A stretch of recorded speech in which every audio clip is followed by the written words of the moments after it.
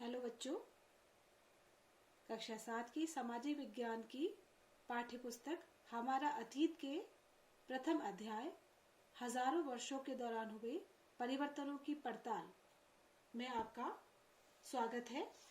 आज हम आपके इस अध्याय के एक छोटे से अंश पर चर्चा करेंगे और बहुत सारी जानकारी हासिल करेंगे। आइए, इससे पहले कि हम मुख्य विषय पर आए, कुछ प्रश्नों पर चर्चा करते हैं। कुछ विचारणीय प्रश्न आपके सामने रखते हैं, जैसे हम कैसे पता लगाते हैं कि कौन सा स्थान पृथ्वी पर कहाँ स्थित है। किसी नई जगह पर जाने के लिए हम किसका प्रयोग कर आसानी से अपनी जगह पहुंच जाते हैं। आशा है आपने प्रश्नों के उत्तर में मानचित्र को सोचा होगा। अब हम विचार करते हैं कि मानचित्र किसे कहते हैं, मानचित्र क्यों बनाए जाते हैं और मानचित्र बनने कब से शुरू हुए। हम मानचित्र का शब्द का प्रयोग क्यों कर रहे हैं, क्योंकि इस वाले अध्याय में हम इसी मानचित्र विषय पर जानकारी हासिल करेंगे। तो देखिए, दुनिया के में मानचित्र सबसे पहले किसने बनाया। तो सबसे पहला मानचित्र जो है 6ठी शताब्दी ईसा पूर्व में यूनानियों के द्वारा बनाया गया था। एनेक्सिमेंडर को इसका श्रेय जाता है। इन्होंने पृथ्वी को सबसे पहले बेलनाकार रूप में दर्शाया था। इरेटोस्थनीज ने 300 ईसा पूर्व जब भारत पर सिकंदर ने आक्रमण किया था, तो उस दौरान ये इसके साथ आया। तो सिकंदर के द्वारा पहली बार इसको आदेश दिया गया भारत का मानचित्र बनाने के लिए। तो इसने भारत का मानचित्र बनाया उस समय। टॉलमी जो भारत का मानचित्र बनाया, जिस टॉलमी ने, वो बहुत बड़ा भूगोलवेत्ता और बहुत बड़ा मानचित्रकार था। विलियम लैप्टन ने भारत का नक्शा तैयार किया था। तो मानचित्रकार कहते किसे हैं? वे व्यक्ति जो मानचित्रों का या नक्शे का निर्माण करते हैं, उन्हें मानचित्र कहते हैं। और भूगोलवेत्ता जो भूगोल विषय का अध्ययन कर सर्वेक्षण करते हैं, उन्हें भूगोलवेत्ता कहते हैं। क्यों हम मानचित्र का अध्ययन कर रहे हैं और इतिहास में क्या मानचित्र का महत्व है? बिना मानचित्र के हम किसी भी देश के वास्तविक इतिहास को समझने में असमर्थ होते हैं।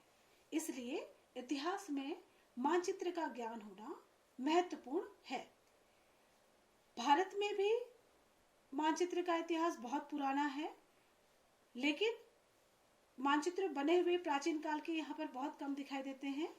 जो सबसे पहला पृथ्वी का मानचित्र हमें दिखाई देता है, वो महाभारत के जो रचयिता थे वेद व्यास, उनके द्वारा एक श्लोक में वर्णित शब्दों के आधार पर हम ये अनुमान लगा सकते हैं कि उस समय के लोगों को पृथ्वी के भूगोल के बारे में या पृथ्वी की स्थिति के बारे में जानकारी थी।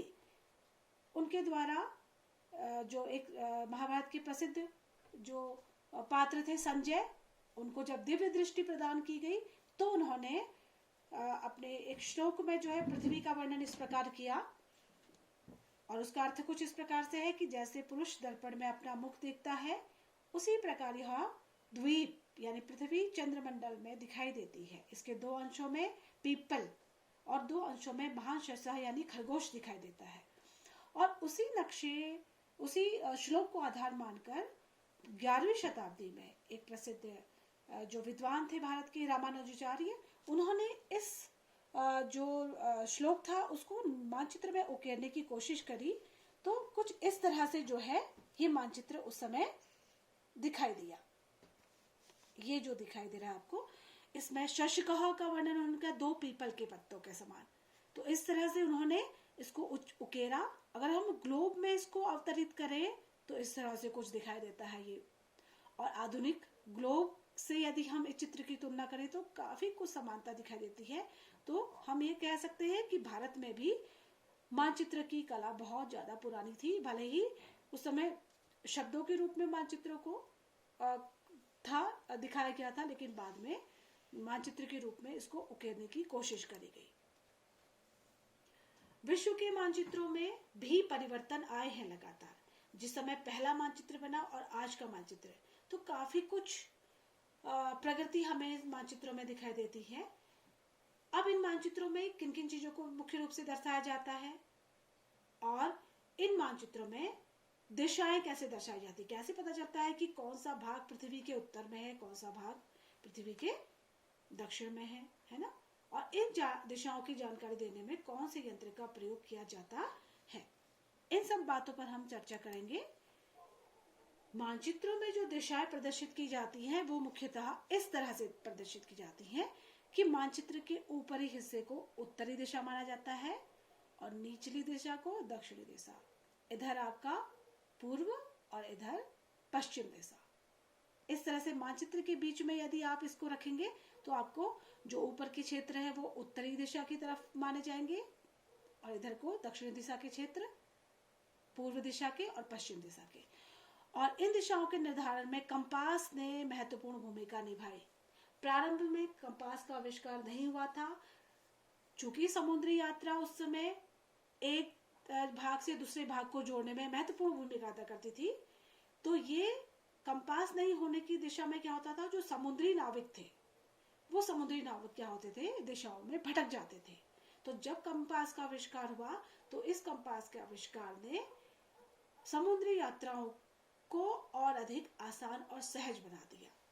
तो उस समय चूंकि समुद्री यात्रा ही एक मुख्य या समुद्री मार्ग ही मुख्य एक मार्ग था विश्व के विभिन्न देशों को आपस में जोड़ने में। और उसके बाद दूसरा जो प्रमुख महत्वपूर्ण भूमिका निभाता था समुद्री यात्राओं में वो था मानचित्र। अब आपकी पुस्तक में जो है अल इदरीसी का वर्णन किया गया है। अल इदरीसी जो है, इनका पूरा नाम मोहम्मद इब्न मोहम्मद अल इदरीसी था और ये एक बहुत प्रसिद्ध भूगोलविद था अरब के, और ये मानचित्रकार थे, अरब के थे ये राजा रोजर द्वितीय के दरबार में सिसिली में ये रहते थे और ये नाविक भी थे और यात्री भी थे। उस समय समुद्र यात्रा इन्होंने की। तो रोजर द्वितीय ने इनसे कहा कि आप क्या है अपनी यात्राओं को एक चित्र के रूप में या एक मानचित्र के रूप में दर्शाइए और इनको प्रोत्साहन दिया। तो उन्हीं के प्रोत्साहन के परिणाम स्वरूप इन्होंने 70 से ज्यादा नक्शे तैयार किए एटलस के रूप में, जो कि हमारे सम्मुख ये हैं। और 1154 में जो उन्होंने एक मानचित्र बनाया वो समुद्री मार्ग को दर्शाता हुआ मानचित्र था। और उस मानचित्र की सबसे बड़ी विशेषता अगर हम देखें, वर्तमान में तुलना करें, तो उसमें मानचित्र में जो वर्तमान के मानचित्र में उत्तरी दिशा में जो प्रांत है वो उन्होंने दक्षिणी दिशा में दिखाए हैं और जो दक्षिणी दिशा के प्रांत है वो कहाँ दिखाए हैं, उत्तरी दिशा में। और सबसे बड़ी बात है कि उनके द्वारा बनाए हुए मानचित्रों का प्रयोग ही उस समय वास्को डी गामा या कोलंबस के द्वारा किया गया था। इस तरह से अल इदरीसी का बनाया हुआ मानचित्र ये हमने गूगल मैप की सहायता से आपके सामने रखा है। आपकी किताब में 2 तरह के मानचित्र दिखाए गए हैं। देखिए, पहली इमेजेस जो है अल इदरीसी द्वारा बनाई गई है जो 1154 में है, और दूसरी जो 600 वर्ष के बाद 1720 में फ्रांसीसी मानचित्रकार द्वारा बनाई गई है। इन दोनों अगर नक्शों को हम अध्ययन करेंगे तो दोनों नक्शों में मुख्य अंतर दिशाओं का अंतर जाता है। इसमें जो है दक्षिणी दिशा श्रीलंका को भारत की उत्तरी दिशा की तरफ दर्शाया गया है, और 600 साल के बाद जो नक्शा बनाया गया फ्रांसीसी मानचित्रकार के द्वारा उसमें जो है श्रीलंका भारत की दक्षिणी दिशा में दर्शाया गया है। तो इस तरह से मानचित्र में दिशाओं के अंकन की भी परंपराएं बदली हैं। इसका मतलब ये लगता है कि प्राचीन काल में जो नक्शे दर्शाए गए उनमें दिशाओं का अलग अलग तरीके से दर्शाया गया है, लेकिन बाद में जो है नक्शों को अलग तरह से दिशाओं को एक निश्चित रूप से दर्शाने का प्रयास किया गया। सबसे पहले जो है 1402 में पहली बार ऐसा मानचित्र बना जिसमें कि उत्तरी दिशा को शीर्ष में दर्शाया गया है। अब नक्शे में उत्तरी दिशा को ऊपर ही क्यों दर्शाया जाता है, इस पर भी कई सारे सवाल उठते हैं। और 1973 में नासा के लिए एक अंतरिक्ष यात्री ने जब आसमान से धरती की तस्वीर ली तो ताजुब की बात यह है कि उसमें भी जो है दक्षिण दिशा ऊपर की तरफ आई, लेकिन बाद में उसको संशोधित कर दिया गया कि कहीं कुछ गलत संदेश ना जाए। लेकिन उस समय जो विभिन्न देश थे उन्होंने अलग अलग दिशा को महत्व दिया था। जैसे चीन की बात करें तो उत्तर दिशा को महत्व इसलिए देते थे क्योंकि उनका राजा उत्तर दिशा की तरफ रहता था। अरब लोग दक्षिण दिशा को इसलिए महत्व देते थे कि उनका दक्षिण की तरफ को, मक्का मदीना की तरफ को देखते थे। इस तरह से यदि हम यूरोप को देखें तो पूर्व दिशा को ज्यादा महत्व देते थे। यानी कि अलग अलग तरीके से नक्शे में दिशाओं को दर्शाने की का प्रयास किया गया, लेकिन बाद में एक मानक निर्धारित किया गया और उस मानक के अनुसार जो है उत्तर मानचित्र के ऊपर की तरफ को उत्तर, नीचे की तरफ को दक्षिण और पूर्व पश्चिम दिशाओं को निर्धारित किया गया है। अब ये मानचित्र को जानना हमारे लिए क्यों उपयोगी है? इतिहास के विद्यार्थी के अलावा अन्य सभी को मानचित्रों का ज्ञान होना क्यों जरूरी है, इस पर हम थोड़ा सा विचार करते हैं।